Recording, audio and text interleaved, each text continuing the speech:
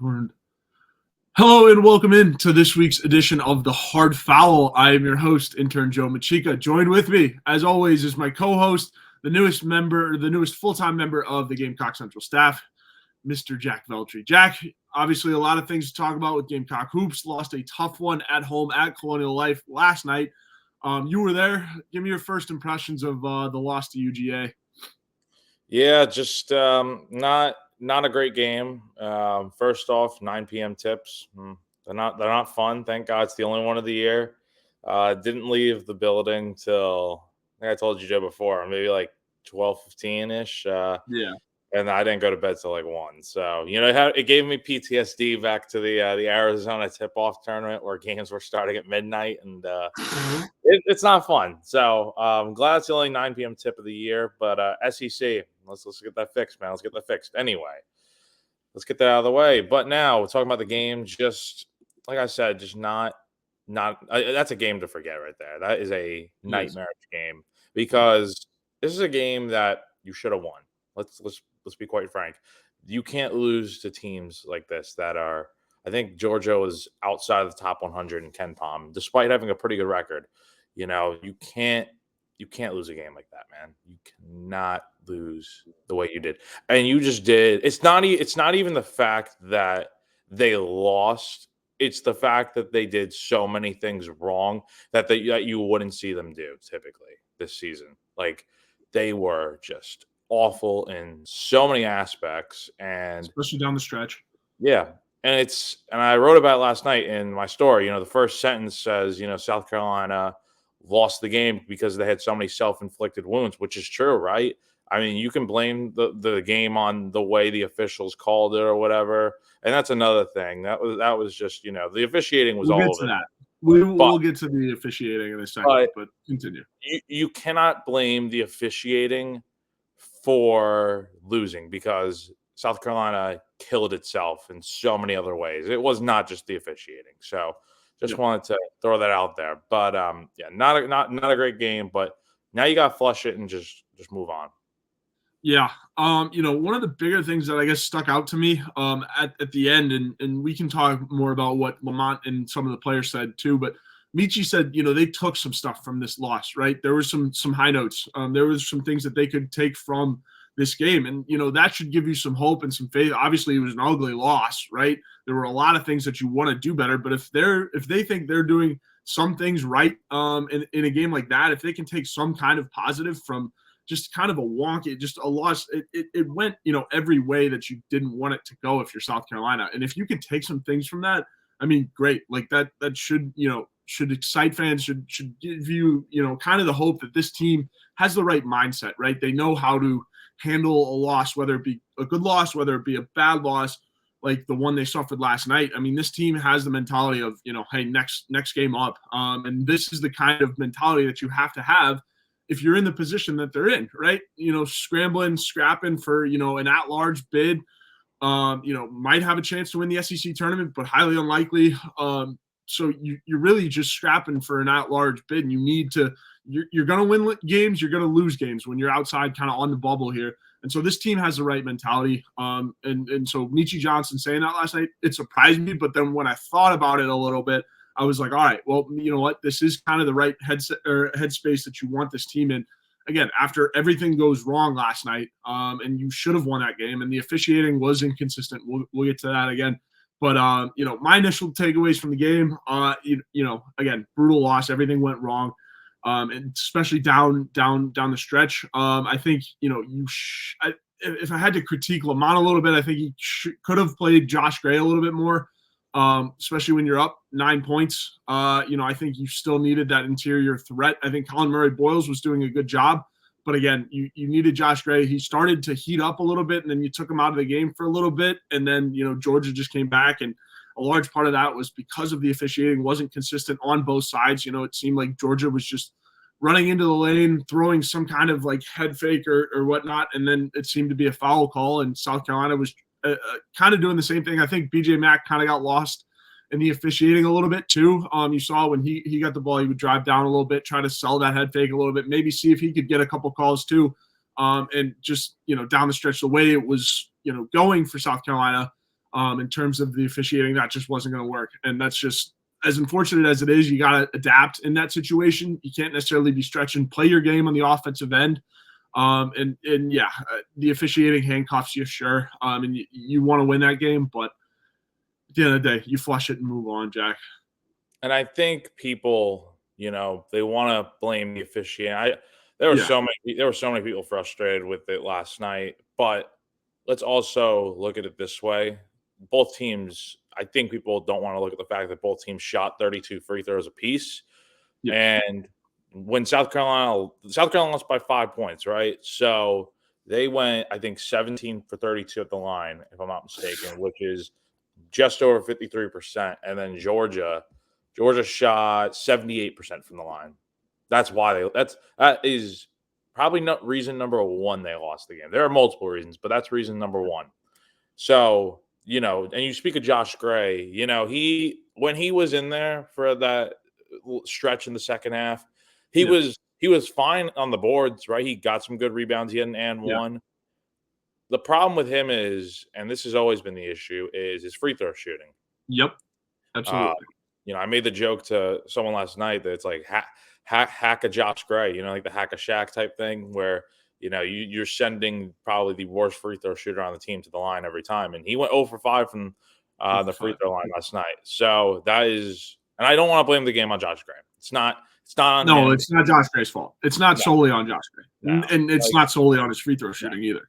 Like those, if he made those 5 free throws, we got a tie game. But let's be real, he probably, in hindsight, at best, he probably would have made maybe half of them. So it's hard to, it's not just him. I mean, there were other guys that didn't have great nights from the line. I mean, Colin Murray-Boyles missed 6 free throws. Everyone else missed 1 at one point that was out there. So it's just, you got to be better at the line. You have to be better. And it's not all on Josh Gray. It's on other guys that Meechie Johnson, BJ Mack, guys that should be automatic at the line. And they missed once or twice.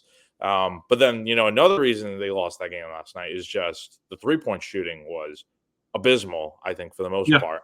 I think you could tell right away, in my opinion at least, that something just wasn't clicking, right? I think BJ Mack hit a 3 to start the game, and that was like the second or third shot of the game, and then he didn't make a single 3 after that, right? And then the rest of the guys, just my goodness, man, they just chucked up 3s after 3s, and like we keep saying, live by the 3, die by the 3, and they definitely died by the 3, because I think they went 6 for 26 from 3 yesterday, and that is just, I mean, for a team that shoots a lot of 3-pointers, that was one of the worst games I've seen them shoot. Zach Davis in particular just really was off. I mean, he barely hit rim on a bunch of 3s, and it was just like, what are we doing? They need to attack the glass more, and it's like they were playing well in the paint in the first half, I thought, because they were rebounding, getting putbacks and stuff with BJ Mack and Colin Murray-Boyles and stuff, and even Josh Gray, but you continue to shoot from the outside, and you're just, if you're not fixing what's broken, then what are we doing, man? Like, you gotta adjust, and if something's not working and something else is, let's go with the thing that's actually working. And the inside play was, for the most part, okay last night. So I don't know, but and I mean, I think they steered away from going to the paint once the fouls started getting called, because they knew they'd go to the line, right? The hack of Josh Gray. If you will. And I think that's why Lamont took him out, was because of the free throw shooting and just the way, because, I mean, Jack, it seemed like fouls were getting called like on every single trip down to the bucket. Last 3 minutes.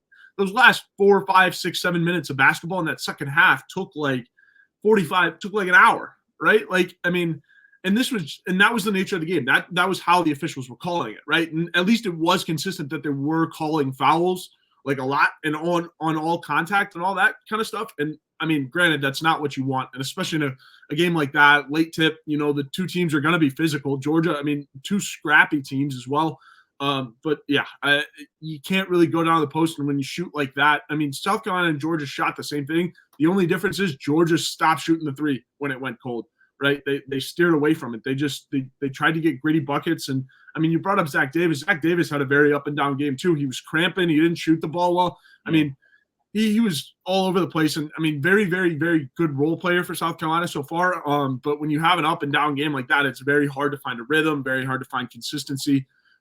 So, Zach Davis, I'm not worried about his production going forward. Again, when you have a very roller coaster game like that, it's hard to keep the emotions in check and, just stay mentally on the same page and not get too far into a game or too far out of it when you are playing hurt and cramping up like that.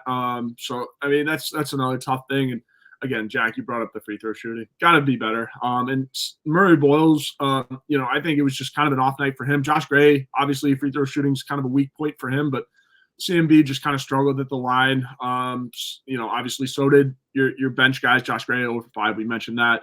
Zach Davis was 1 for 2. Jacoby Wright, 1 for 2 as well. But BVB, I did want to bring up him.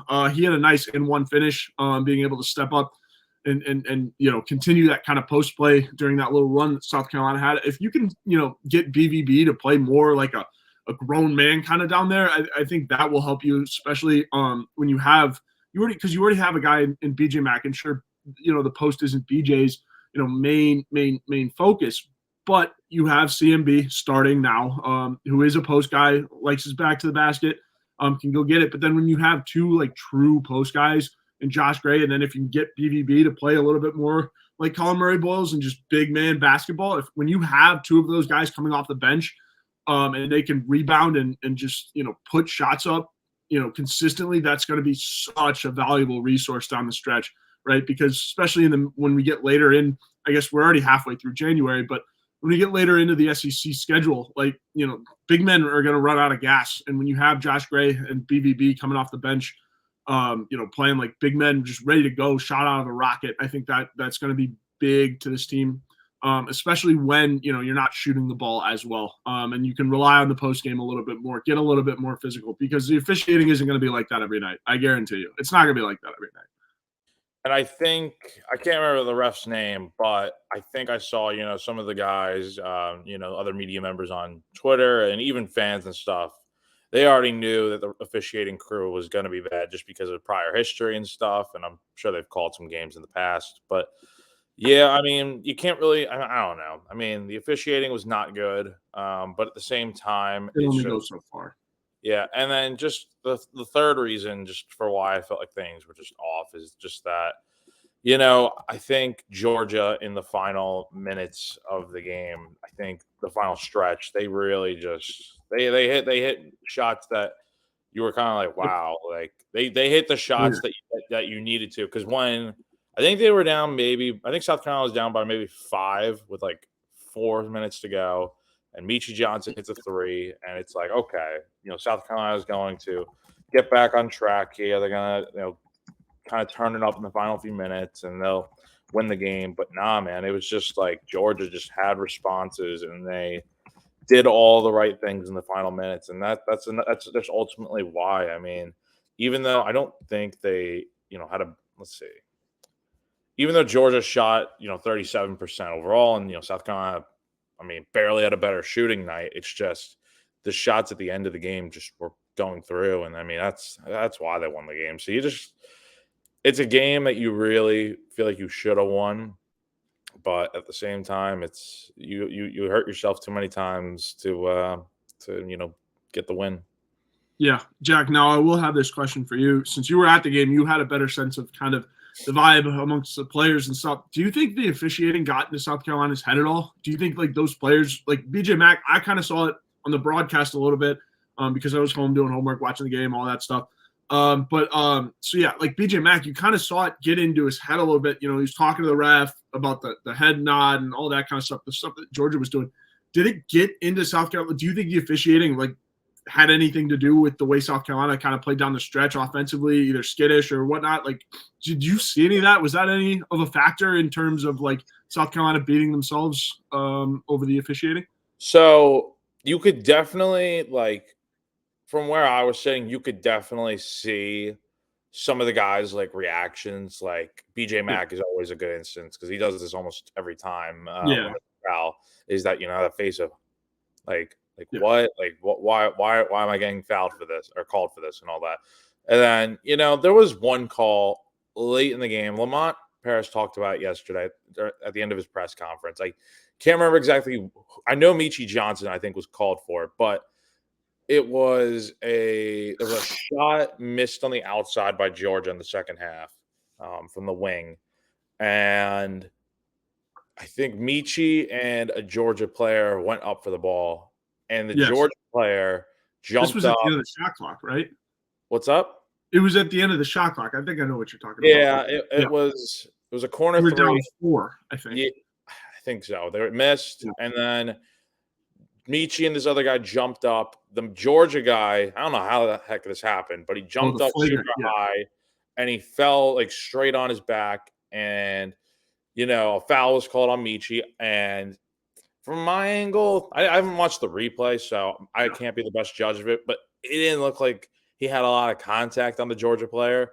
But they went to the officiating crew, went to the to look at a review, and they ultimately just called a flagrant on Michi. For I think they said he like pushed him or something. I don't know. It didn't look like it to me from just live watching.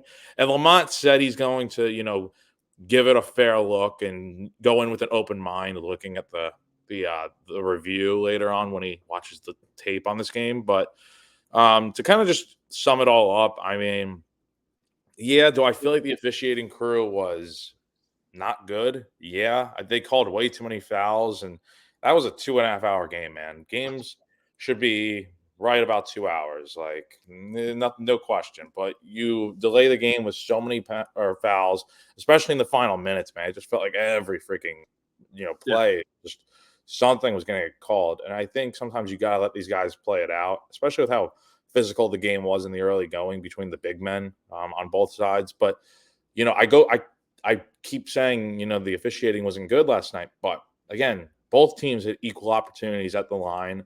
And you can say, Georgia shouldn't have had as many free throws as it did. But at the same time, South Carolina missed way too many free throws. So, people are going to blame the officiating. But what it comes down to is South Carolina didn't take advantage of its opportunities when the fouls were, called in their favor. So, it's a double-edged sword. And, South Carolina just, pout about it or not, you just got to do better. Yeah, you got to know how to handle that, right? And I think, again, one thing that we're seeing with this team is that they're learning from every, game, right? I think they took a lot from the Alabama loss, just kind of how to handle themselves on the road, how to handle being down on the road. We saw that against Missouri. They were able to bounce back. I think, the thing that they should take from this game is just how to handle it when, the officiating isn't, necessarily on your side or it isn't the best, learning how to deal with that. I'm sure it caught them off guard a little bit because they were at home. You expect that to happen on the road a little bit more than you would at home. And so I'm sure that played a little factor. You would, with the fans that turned out, and shout out to everyone who made it out to Colonial Life on a school night. I wish I had an excuse from Lamont for being late to my 8:30 lab this morning, but didn't get that. But so shout out to everyone who went out on a school night. The place looked jumping for a 9 p.m. tip. So shout out to everyone who made it out. But I think it caught them off guard a little bit that they were at home. But that's the thing you should take from it, right? How to play when the officials, aren't necessarily, calling it your way. But at the end of the day, Jack, you're right. South Carolina and Georgia shot the same amount of free throws. Georgia shot, I guess, 2 more field goals. But you finished in the game with a better field goal percentage. Granted, it was 2% better. You shot 39% from the field to Georgia's 37%. And then you were both 23.1% from 3. And then, South Carolina was 53% from free throw line and Georgia was 78%, which was the difference. In a game like that, scrappy game, that's the difference. You shot the same amount of free throws. Georgia made more of them. And Georgia shot worse than you did. I think the defensive end, there isn't really a whole lot to clean up other than, the contact side of things. Offensively, you got to figure out, just how to stay organized in the end of the game. I think they were scrambling a lot there towards the end. Georgia did a good job of kind of disrupting a little bit, getting the ball out of Michi's hands, which was a big thing. Zach Davis had the ball a lot, and a lot of the role players had the ball down there in the last couple minutes. So to me, again, you have to flush this one. There's a lot you can learn from it. And again, Michi said that there were some positives that they can take with it. And you've got a tough game. You're going back on the road this weekend before Kentucky at home a week from yesterday. So big schedule coming up, Jack. What I guess next game at Arkansas, really tough coach. We know that Eric Musselman in Arkansas. Arkansas is not an easy place to play either. 1 p.m. tip on SEC Network. Jack, walk me through what you're seeing from Arkansas before we get into Kentucky. Yeah, Arkansas, they hadn't had a conference win yet until yesterday when last night they get that last second shot right at the buzzer to beat Texas A&M, and that's a win this team desperately needed because it hasn't been a great season so far for Arkansas. With Eric Musselman, the head coach there, I think it was maybe a few weeks ago, someone asked him a question or something. I can't remember what the question was, but it was basically something about what's been going wrong. And just, Musselman just kind of went off saying, everything's been going wrong and stuff. And he, literally talked about every little thing that hasn't been going right. So, it's been an up and down year. I mean, sure, they beat Duke earlier this year, but they also lost to North Carolina, lost to Oklahoma. And then, coming into SEC play, they lost 3 straight games to Auburn, Georgia, and Florida, and then they get the win last night. So that's definitely a momentum booster kind of game. And I think it's one that's going to set them up very well to play a good game against South Carolina. Because this game is on the road for the Gamecocks, I do see, Arkansas probably winning this game. Just going to be honest. I think they, are a better team than what their record probably shows. They don't have any horrible losses. I mean, you could say their worst loss this season is UNC Greensboro, and even then, it's not like the worst thing ever. So there are worse losses out there, trust me. I think especially if Arkansas decides to turn it around a little bit. Sorry to cut you off there, but you're good, buddy. If Arkansas finds their spark a little bit, and we know Musselman's teams, we know how powerful they can be, and I mean, if Musselman decides to have a 2024 turnaround, I wouldn't put it past them. It starts with South Carolina, though. I think South Carolina is going to be the most quality team that they've played. I think South Carolina is a better team than Texas A&M. And same goes for South Carolina, right? I think Georgia is a team that's on your level, and then you're shooting upwards a little bit with Arkansas. But again, another team you can beat on the road. I think you could have beaten Alabama as well. It's a tough road game. They're guard heavy, so it's going to lean on Talon Cooper. I tweeted last night. I'm like, I think it would be a horrible thing to check your scouting report and realize that you have to be guarded up and down the floor by Talon Cooper on a Tuesday night. That sounds horrible. So Talon Cooper will probably get their main guy, Mark, who's averaging 17 points a game. Again, guard heavy. That's always how Musselman's teams have been. Just and this is another. They can go fast paced. They can slow it down. It's similar to Alabama, Jack. This is giving me similar vibes to Alabama. I think you can run with them for sure, and you can also you can certainly beat them as well. But certainly an uphill battle for South Carolina in that one against Arkansas. So do you have anything else on Arkansas before we get to Kentucky? Yeah. I mean, with Mark, I think he's just like you said, it is kind of similar to Alabama, right? It just looking at his stats, it just reminds me of Mark Sears already. Exactly. These are some of the best players in the SEC, if not the country. And I mean, Mark last night, I mean, he was insane last night. He's the guy that hit the game winner last night. So, in 40 minutes, he had 35 points on 8 of 15 shooting. Now, granted, he went 17 for 22 from the line or from the free throw line, which is crazy in itself. But I think he's going to be an inside threat. He didn't take a ton of threes last night, and honestly, that really hasn't been his MO this year. Even considering the fact that he's a guard, I mean, he's not like a three heavy guy. So I think you have to take away his play inside and maybe force him to shoot outside a little more. Maybe force him to get outside of his comfort zone a little bit. But I think if South Carolina is going to win this game, you have to stop him. And if South Carolina loses this game, I totally see him going off for like 25, 30 points. I think that's just that's how good this kid is, and he could take over a game by himself. So, and he's going to, I mean, this whole Arkansas team, man, it's not just him. They're going to be steaming hot coming off a momentum shifting, probably maybe even season shifting game that this team really needed. So, for South Carolina, you just got to play your backs up against the wall and just figure things out because it's kind of just it's not do or die right now, but it's also because you have so much time left in the season.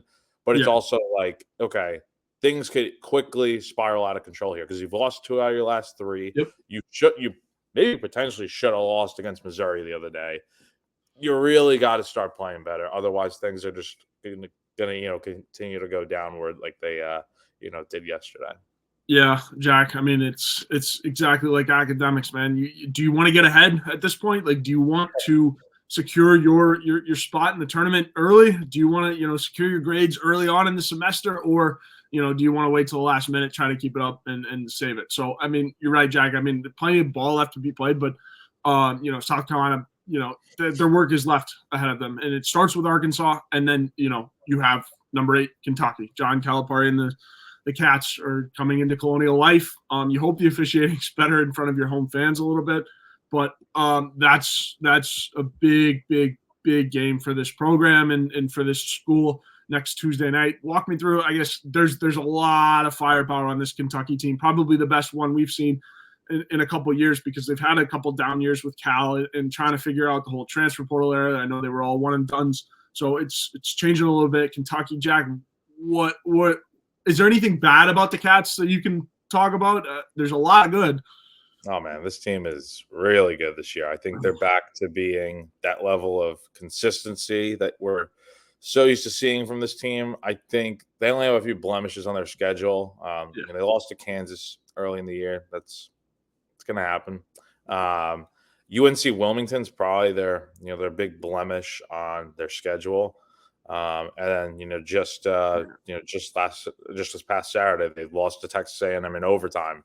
So that just shows me that they are beatable. But I think in order to do that, you have to be able to score a lot against this team because Kentucky, I feel like, is they're top 10 in adjusted offensive efficiency. 11th in effective field goal percentage, and they don't turn the ball over a ton. So I think you really have to have one of your better scoring nights, and I think it starts with Michi and BJ Mack, Cooper, and hopefully they get Studi back. I think that's something we haven't talked about yet is Miles Studi.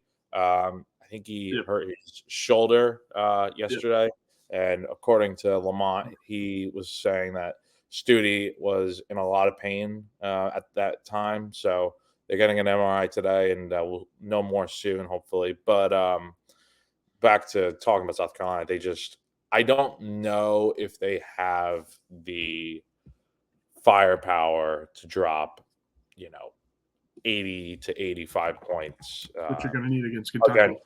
Against what, is, a really good team. They're not as great defensively, but if you look at South Carolina's schedule, they haven't dropped, over most of their games. Outside of some, non-conference games where they, have blown teams out, they really haven't gone over that 7. They've barely gone over that 70 mark. So unless you're going to win, unless you're playing really well defensively, and Kentucky's just missing a ton of shots, it's going to be tough to beat this team. Never say never, though. Never say never. Yep. The crowd's going to be – I think last night the crowd was nuts for a 9 o'clock game.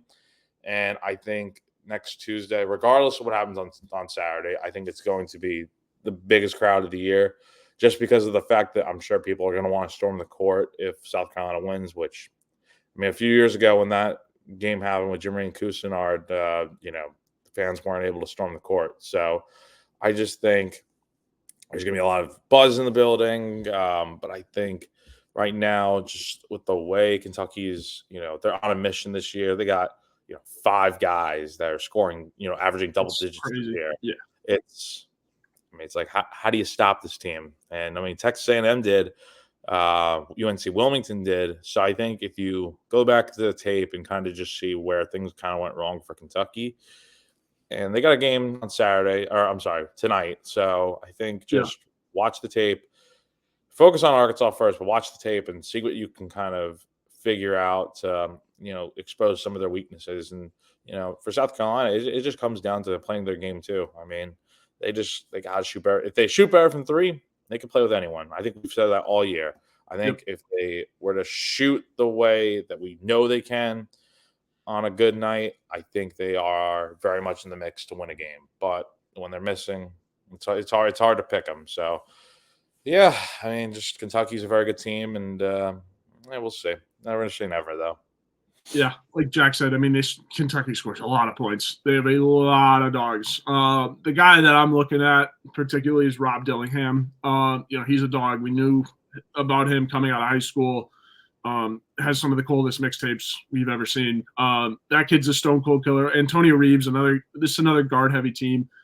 Starts at the top, but they have, let's see, 1, 2, 3. They're starting, I believe, starting 5 is averaging 10 over 10 points a game, which is absurd. This team hasn't scored under 80, I believe, yet this season.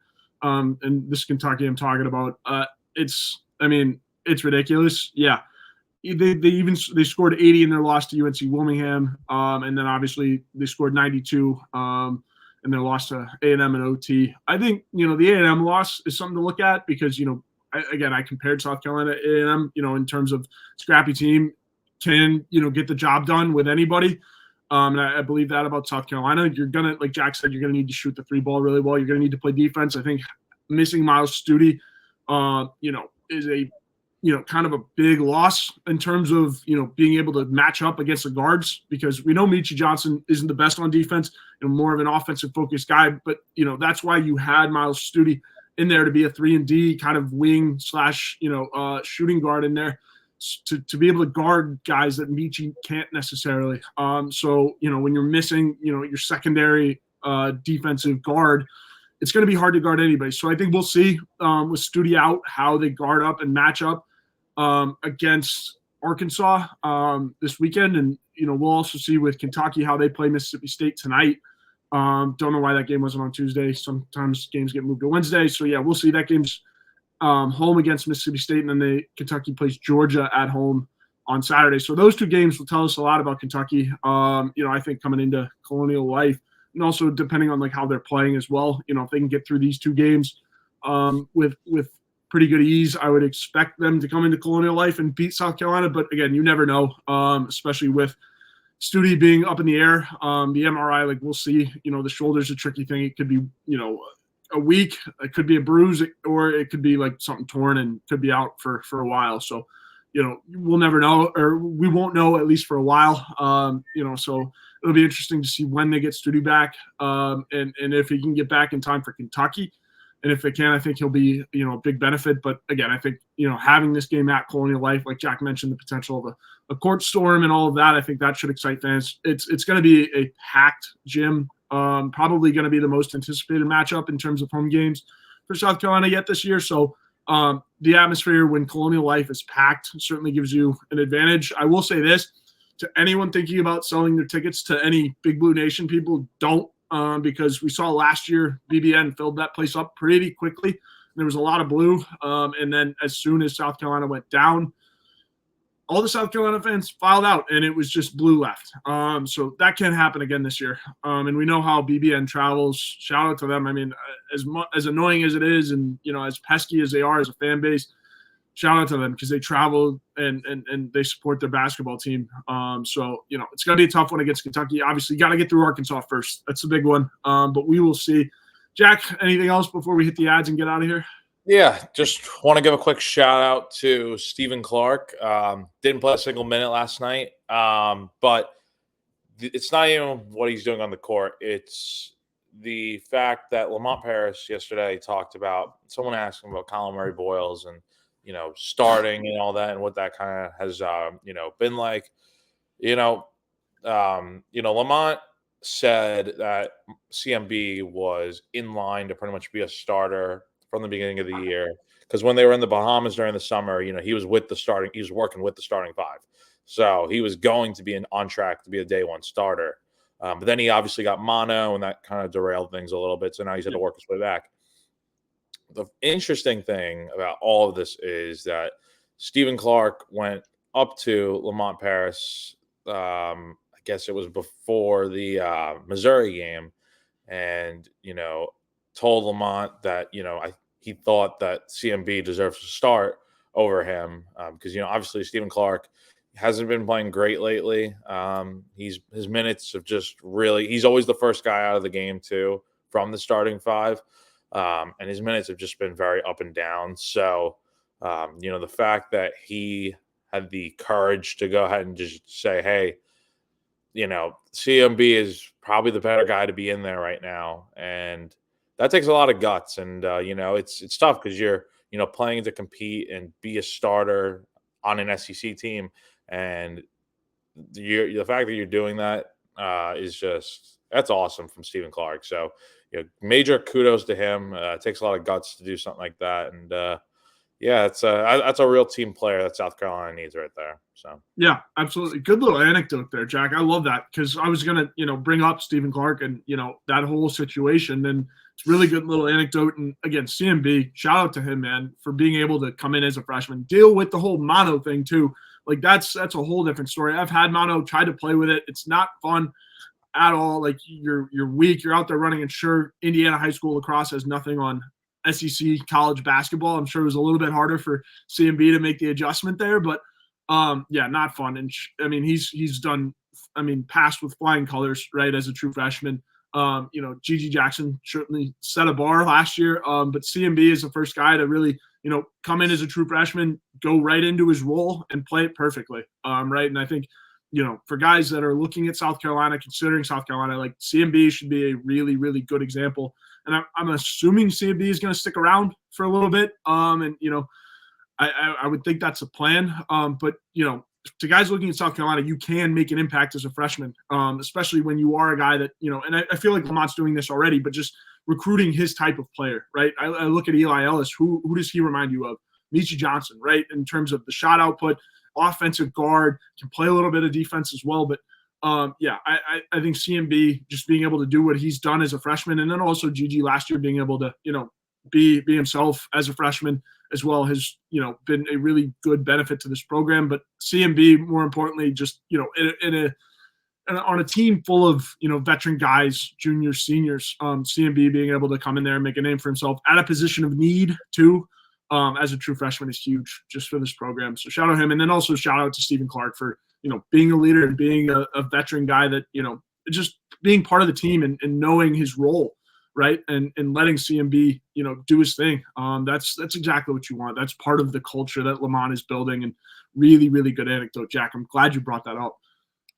Absolutely, man. Just another, a lot of bad last night, but I think that is something, good you can kind of take away. And some people that probably don't care about that, but I think it's a good little story to, that doesn't really, get the shine. And, Stephen Clark's he's had a rough year, to be honest, but I think he realizes that it's not going according to plan. So he's, taking a step back, and I think you have to respect that. So, yeah, absolutely. Well, obviously plenty of bad coming around the corner with tax season, but our friends at Liberty Tax have got you covered. It's tax season, Jack. Tax ID is that uncertain feeling you get right before doing your tax, but you don't have to go through it alone. The tax team at Liberty Tax in Irmo, Lexington, and Columbia will walk you through the process, clear up any confusion, and guarantee you'll get the biggest possible refund or your money back. If you're in a hurry for your refund, call in the tax team at Liberty Tax. Fast, accurate, and guaranteed. On the other hand, if you think you might be owing Uncle Sam, talk to the Liberty Tax team to make sure you're not paying more than you should owe. They'll find every possible deduction for you. Locally owned and operated, staffed by tax professionals from your neighborhood. Open 9 to 9 on weekdays and 9 to 5 on Saturdays with multiple service options.